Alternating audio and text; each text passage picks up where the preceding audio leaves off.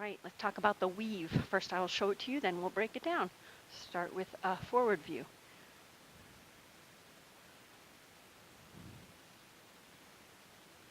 Now I'll show you from the side.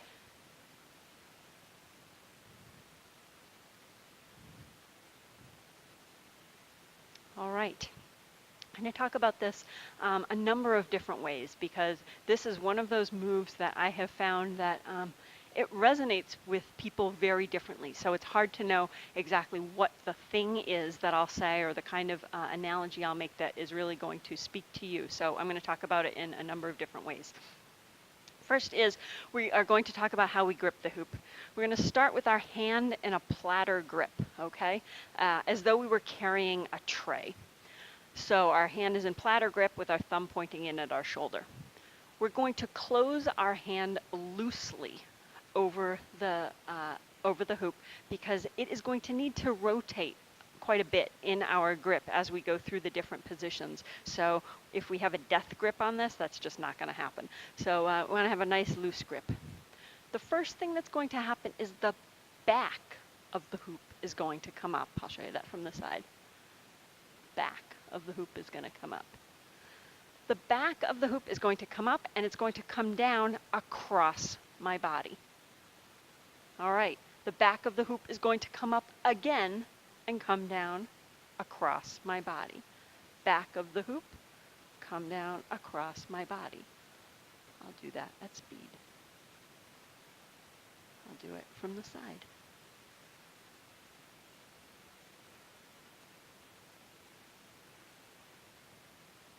Okay, for some folks, that's almost all you need to know. We are essentially making figure eights lying on their side with our hand, right? We're going from here like this with the hoop.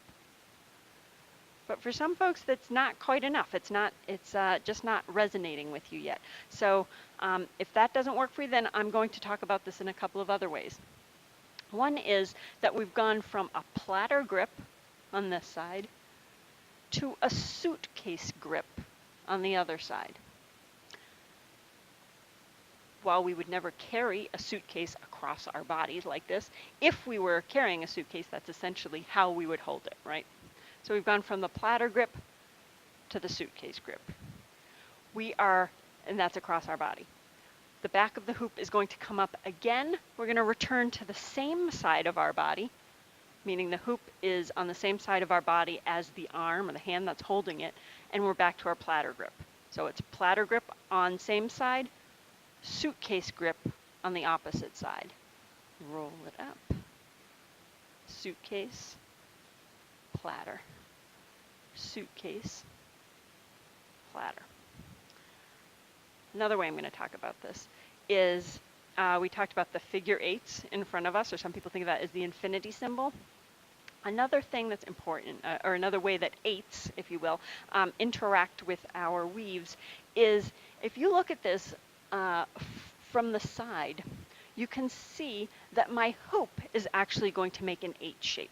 Some people, when they draw their eights, they draw them in that figure 8 way. Other people draw the top circle and the bottom circle, right? So think of this in that top circle, bottom circle way. We need to have both circles of the 8 on both sides of our body. So I'm going to start off with the bottom 8 to the top 8, right? That's the back of the hoop going up. It's the bottom circle, top circle. I'm going to bring it down on the other side of my body, bottom circle, top circle, bottom circle, top circle, bottom circle, top circle, bottom circle, top circle, bottom circle, top circle. Especially when you're starting out with the weave, you might not have adequate hand strength yet. Strength in your hands, in your wrists, in your forearms, that sometimes people kind of miss, in particular, the top circle of the 8. So if you're having some trouble with your weaves, that's a good check-in for you. Say, okay, I've got my bottom circle, top circle, bottom circle, top circle, bottom circle, top circle, bottom circle, top circle. All right, a couple more things I'll mention about the weave, and now I'm not talking so much about how to do it, but more like how to refine it. The visual that we use for the weave is railroad tracks. That's because the weave is our introduction to our side planes. When we are doing off-body moves in hooping, we try to be very conscious of having nice clean planes because that adds to the aesthetics of it. So with the hoop in our side plane, it is very nicely perpendicular to my body. I'm going to imagine that I am standing in the middle of a set of railroad tracks. And so the tracks are running along the sides of me. I am going to try and trace the railroad tracks with my hoop. That is my visual for trying to stay nice and straight and clean in my side planes, straight as possible and practical.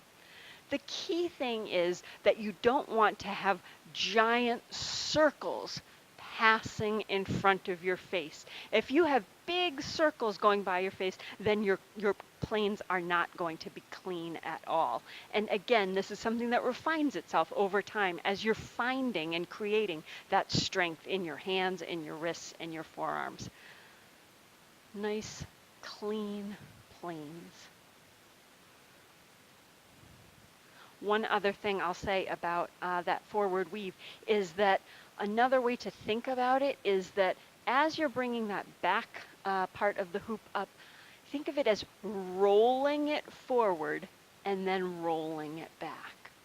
Rolling it forward, rolling it back. So you're really kind of looking at the knife edge of the hoop. That was ugly. Knife edge of the hoop as it's passing in front of you. That might look better from the front. So I'm going to, or from the side rather. So I'm going to roll it forward, roll it back. Roll it forward, roll it back.